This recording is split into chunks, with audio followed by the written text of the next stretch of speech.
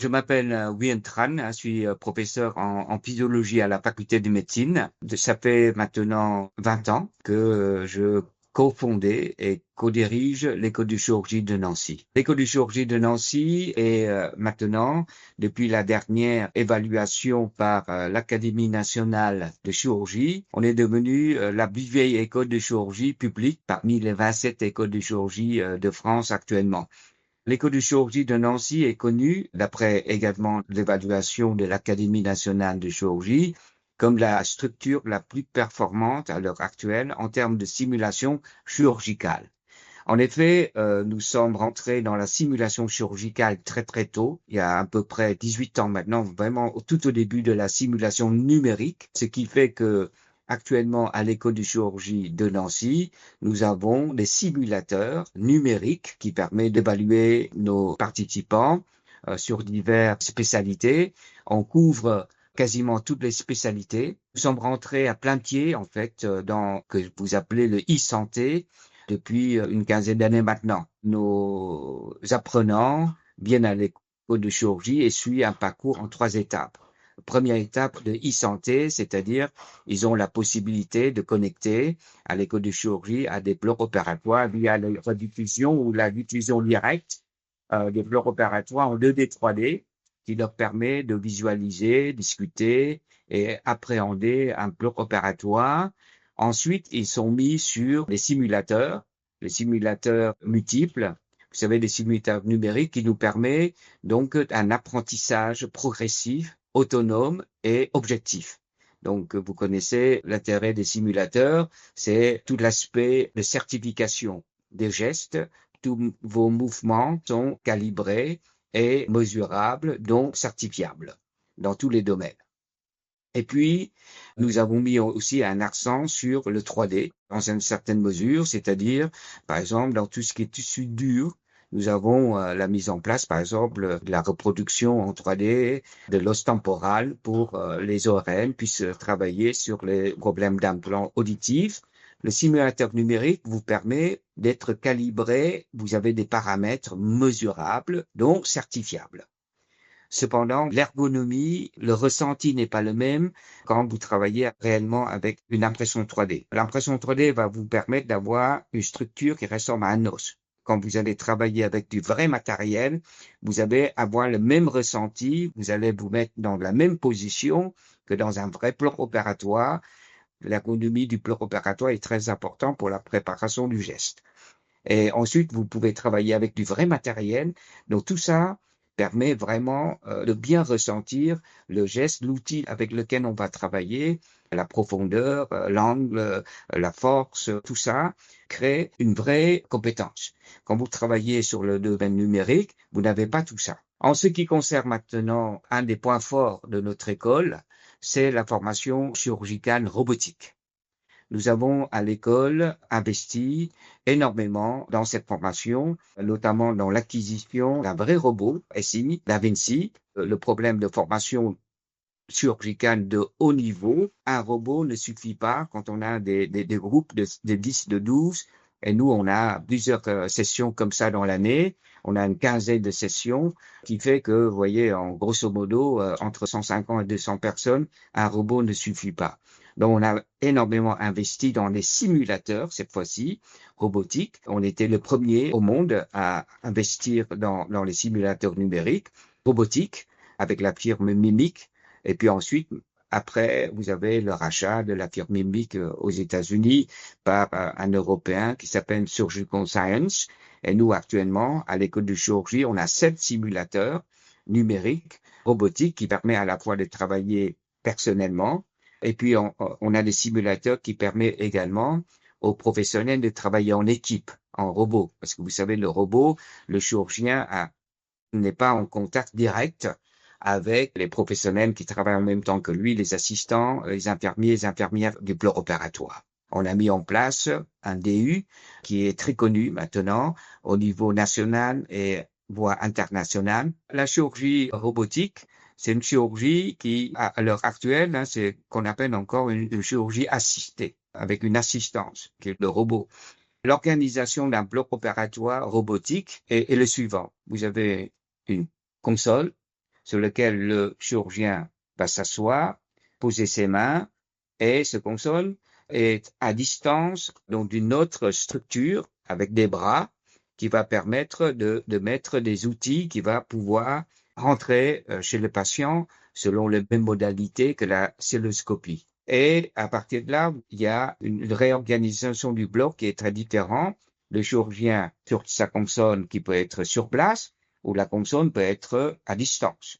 Donc, l'interactivité entre le professionnel qui opère et les professionnels qui aident sont complètement différents. Il n'y a plus de contact direct, donc il y a que le contact par son, par voix, et à partir de là, il y a une réorganisation du bloc et la compréhension entre les professionnels doit être retravaillée. Donc, quand on apprend la chirurgie robotique, le chirurgien, à partir des manettes, il va actionner un certain nombre d'instruments. Au bout des instruments, vous avez donc des structures, des outils qui vont suivre exactement le même mouvement de la main dans le patient. Mais le chirurgien n'a pas de contact direct avec l'aide opérateur. Donc l'aide opérateur doit à la fois suivre le mouvement direct, cette fois-ci, du chirurgien, mais en même temps mettre en place donc tout un système de communication complètement différent.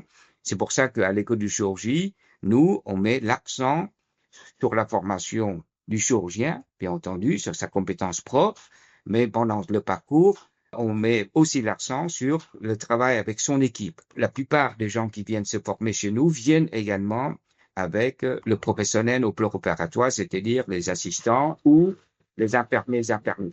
Vous avez deux types de simulateurs. Vous avez le premier simulateur, vous avez une seule console sur laquelle le chirurgien travaille par le robot, mais de console qui représente là où il travaille. Et tout ce qui est le patient, etc., sont numérisés. Donc, il va rentrer dans du milieu de travail, c'est-à-dire dans l'abdomen de patient, où il apprend des premières techniques ou des jeux, premières techniques. Donc là, il n'a pas besoin d'aide. Il travaille sur sa capacité propre de réaliser des gestes. Le problème avec un bloc opératoire robotique, c'est pas que lui. C'est-à-dire que le chirurgien doit travailler avec donner de l'ordre ou avoir besoin d'aide des gens. Donc, à partir de là, ce console ne suffit plus.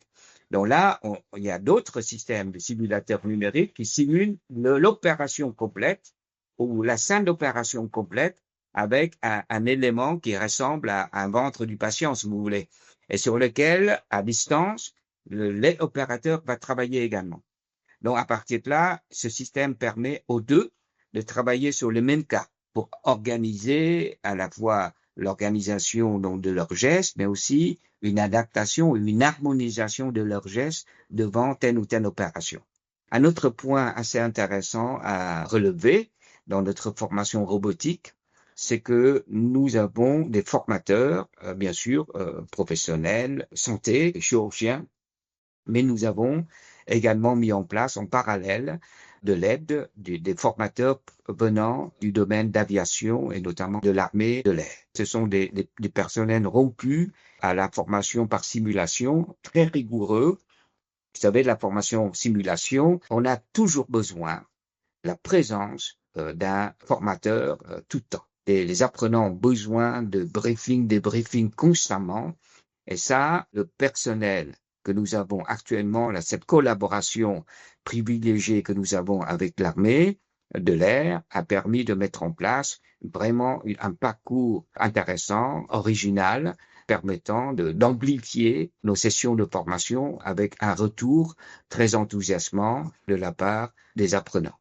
Si on compare avec les techniques conventionnelles, la robotisation permet donc d'amortir un certain nombre de gestes malencontreux. C'est-à-dire le tremblement, par exemple. Quand vous avez un tremblement, le robot a un système qui permet de diminuer donc l'effet. Donc ça permet d'avoir des mouvements plus fluides déjà du chirurgien. Ça, c'est le premier avantage.